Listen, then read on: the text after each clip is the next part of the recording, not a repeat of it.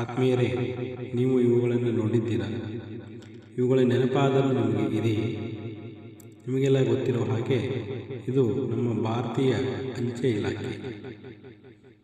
ನಿಮ್ಮ ಪ್ರತಿಯೊಂದು ಹೆಜ್ಜೆಗೂ ನರನಾಡಿಯಲ್ಲೂ ಕೂಡ ಇಡೀ ಭಾರತದಾದ್ಯಂತ ಒಂದು ಕಾಲದಲ್ಲಿ ಅತ್ಯುನ್ನತ ಸಂಪರ್ಕ ಮಾಧ್ಯಮವಾದಂಥ ಅಂಚೆ ಇಲಾಖೆಯ ಬಗ್ಗೆ ಇಂದು ನಾವು ತಿಳಿದುಕೊಳ್ಳೋಣ.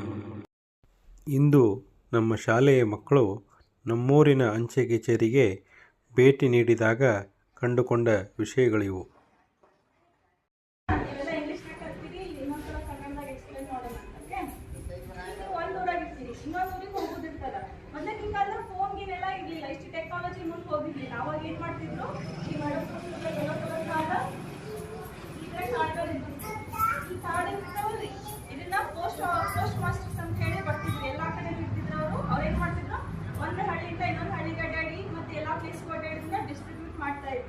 ಇದು ಇಂಪಾರ್ಟೆನ್ಸ್ ಏನು, ನೀವೇನೋ ವಿಷಯ ಹೇಳ್ತಿರ್ತೀರಲ್ಲ, ಅದನ್ನ ಅವ್ರು ಏನ್ ಮಾಡ್ತಿದ್ರು, ನೀವು ಬರೆದ್ಬಿಟ್ಟು ಫ್ರಾಮ್ ಅಡ್ರೆಸ್ ಮತ್ತೆ ಟು ಅಡ್ರೆಸ್ ಬಂದು ನಿಮ್ಮ ವಿಷಯನ ಬರೀತೀವಿ.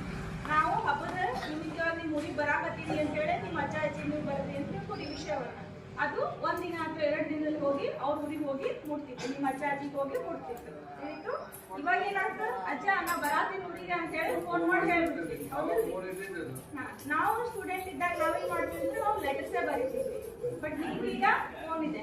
ಆಮೇಲೆ ಮೇಡಮ್ ಇನ್ನೂ ಅಂತ ತೋರಿಸಿದ್ರು ಮನಿ ಆರ್ಡರ್ ಅಂತ. ಈಗ ನಿಮ್ಮ ಮನೆ ಒಳಗಡೆ ಬೇರೆ ಊರುಗಳಲ್ಲಿ ಇದ್ದು ಕೆಲಸ ಮಾಡಕ್ ಹೋಗಿರ್ತಾರೆ ನೋಡ್ರಿ, ಅವರು ದುಡ್ಡಿದ್ದ ಸ್ಯಾಲ್ರಿ ಎಲ್ಲ ವಾಪಸ್ ಮನೆ ಕಳಿಸ್ಬೇಕಲ್ಲ, ಹೆಂಗ್ ಕಳಿಸ್ತಿದ್ರು ಅವರು? ಹಳೆ ಕಾಲದಲ್ಲಿ ಬ್ಯಾಂಕ್ ಫೆಸಿಲಿಟಿ ಎಲ್ಲ ಇಷ್ಟು ಇರ್ಲಿಲ್ಲ. ಅವಾಗ ಏನ್ ಮಾಡ್ತಿದ್ರು ಅವರು, ಇಲ್ಲಿ ಮೇಡಮ್ ತೋರಿಸಿದ್ರಲ್ಲ ಮನಿ ಆರ್ಡರ್ ಅಂತ ಹೇಳಿ, ಇದನ್ನ ಯೂಸ್ ಮಾಡ್ಕೊಂಡು ಮನಿನ ಟ್ರಾನ್ಸ್ಫರ್ ಮಾಡ್ತಿದ್ರು ಮನೆಗೆ. ಗೊತ್ತಾತ್ರಿ? ಆಮೇಲೆ ಮೇಡಮ್ ಇನ್ನೂ ಅಂತ ಹೇಳಿದ್ರು, ಸರ್ ಕೂಡ ಹೇಳಿದ್ರು, ಇನ್ಶೂರೆನ್ಸ್ ಬಗ್ಗೆ ಹೇಳಿದ್ರು. ಏನು ಇನ್ಶೂರೆನ್ಸ್ ಅಂತಂದ್ರೆ, ಈಗ ನಿಮ್ಮ ಕುಟುಂಬದಲ್ಲಿ ನಿಮ್ಗೆ ರೊಕ್ಕ ಯಾರು ಗಳಿಸಿರ್ತಾರೋ, ಫಾದರ್ ಗಳಿಸಿರ್ತಾರೆ, ಹೌದಲ್ರಿ? ಈಗ ಅವ್ರಿಗೆ ಏನಾದ್ರು ಅವರು ಸೇವಿಂಗ್ಸ್ ಅಂತ ಹೇಳಿ ಒಂದಷ್ಟು ಅಮೌಂಟ್ ಅನ್ನ ಪೋಸ್ಟ್ ಆಫೀಸ್ಗೆ ಕಟ್ತಾ ಇರ್ತಾರೆ.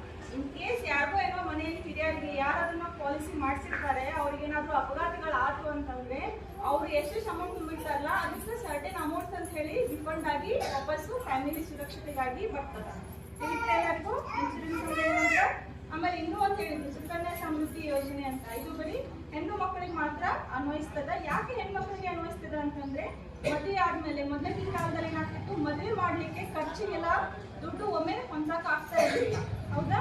ಏನಾಗ್ತಿತ್ತು, ಪೋಸ್ಟ್ ಆಫೀಸ್ ಅಲ್ಲಿ ಸ್ವಲ್ಪ ಅಮೌಂಟ್ ಅನ್ನ ಕೂಡಿಸಿ ಇಟ್ರಂದ್ರೆ ಅವ್ರಿಗೆ ಎಜುಕೇಶನ್ಗಾದ್ರೂ ಆಗಿರ್ಬೋದು ಅಥವಾ ಅವ್ರ ಮದುವೆಗಾದ್ರೂ ಹೆಲ್ಪ್ ಆಗ್ತದೆ. ತಂದೆ ತಾಯಿಗೆ ಸಾಲವನ್ನು ಮಾಡೋದನ್ನ